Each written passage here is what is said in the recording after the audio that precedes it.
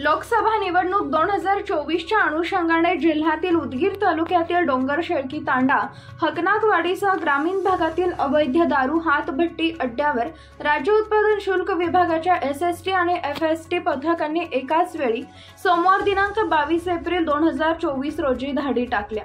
यावेळी हातभट्टी दारू, 2000 लिटर रसायन देशी दारू असा 1.25 लाखांचा मुद्देमाल जप्त केला। यावेळी 6 जणांना अटक केली, त्यांच्या विरोधात गुन्हे दाखल केले। निवडणुकीच्या पार्श्वभूमीवर लातूर जिल्ह्यातील विविध भागात अवैध दारू निर्मिती, विक्री, वाहतुकी विरोधात राज्य उत्पादन शुल्क विभागाच्या वतीने कारवाई मोहीम हाती घेण्यात आली। उदगीर ग्रामीण ठाणे आणि वाढवण्या पोलीस ठाण्याच्या हद्दीत हातभट्टी अड्ड्यावर दारू निर्मिती व साठा केल्याची माहिती खबऱ्याने दिली होती।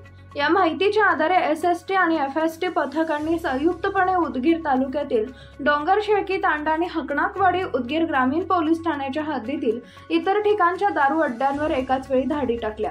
यावेळी 150 लिटर हातभट्टी निर्मितीसाठी लागणारे 2000 लिटर रसायन, 9 लिटर देशी दारू असा 1,08,810 रुपयांचा मुद्देमाल जप्त करण्यात आला असून यावेळी 6 जणांना मुद्देमालासह अटक केली आहे।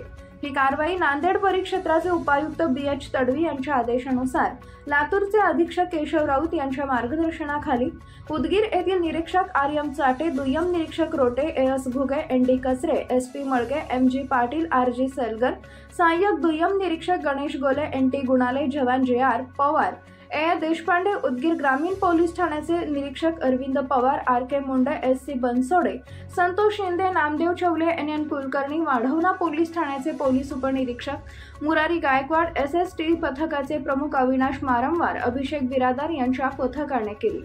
लातूर संपादक महादेव भोसले।